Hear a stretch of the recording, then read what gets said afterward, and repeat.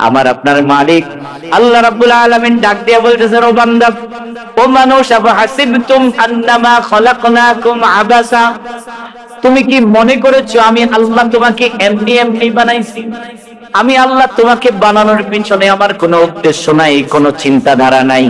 ওয়া আন্নাকুম ইলাইনা লা তুরজাউন, তোমাকে দুনিয়াতে পাঠানোর পরে তুমি যেইভাবে ইচ্ছা, যেমনি মনে চায় তেমনি ভাবে নিজের জীবন গঠন করতেছো। তুমি কি মনে করো না তোমার জীবনের হিসাব আমি আল্লাহর কাছে দেওয়া লাগবে না?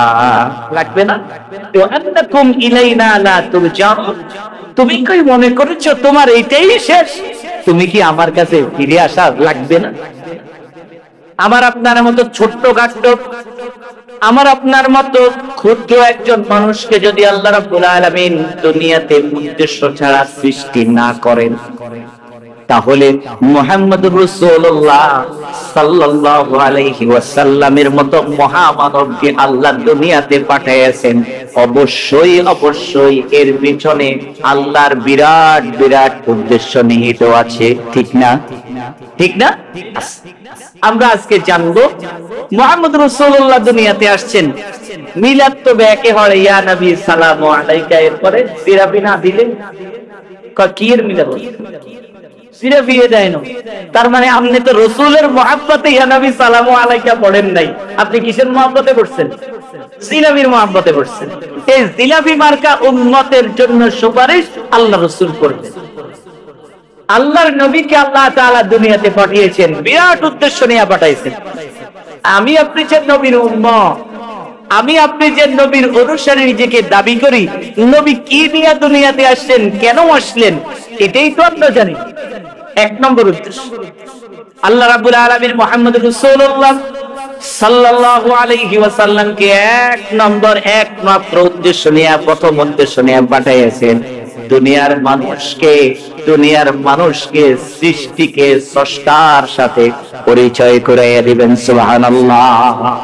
আমরা সৃষ্টি, আমরা কি মাখলুক, আর যিনি উপরে বসে আছেন তিনি হচ্ছেন খালেক। আমরা তাকে দেখি নাই, তার সাথে আমাদের সাক্ষাৎ হয় নাই, পরিচয় হয় নাই, তার সাথে আমাদের ডিসকাশন, সংলাপ, ডায়ালগ হয় নাই, তার পরিচয় আমাদের জানা নাই। ওই রবের সাথে আর রবের তৈরি মানুষের সাথে একটা যোগসূত্র, একটা সেতু তৈরি করা দেওয়ার জন্য মুহাম্মদ রাসূলুল্লাহকে আল্লাহ দুনিয়াতে প্রেরণ করেছেন। সুবহানাল্লাহ। আপনি কি আল্লাহকে চিনতেন? কথা বলেন, চিনতেন? কখনো দেখছেন? দেখছেন আল্লাহ কেমন, আল্লাহর মেজাজ কেমন, আল্লাহ আমাদেরকে কি দিবেন, না করলে কি দিবেন, এগুলার কোনো কিছুই আমরা জানতাম না। আল্লাহ রাব্বুল আলামিন মুহাম্মদ রাসূলুল্লাহকে পাঠাইয়া দিয়া আমার সাথে, আমার রবের সাথে, যিনি আমাকে সবচাইতে বেশি ভালোবাসেন, আমাদেরকে সবচাইতে বেশি ভালোবাসেন কে? আল্লাহ। আল্লাহ সবচাইতে বেশি ভালোবাসেন। এরপরেও তো আপনি হাকে হাকে আল্লাহর উপরে নারাজ হন না? আল্লাহ আমারে দেখছে, হ্যাঁ আল্লাহ তো আমারে দেখছে। কথা বলছেন? খালেকের সাথে মাখলুকের পরিচয় আল্লাহ রাব্বুল আলামিনের হাবিব মুহাম্মদুর রাসূলুল্লাহ দুনিয়াতে এসে আল্লাহর পরিচয় মানুষদেরকে জানাইয়া দিলেন।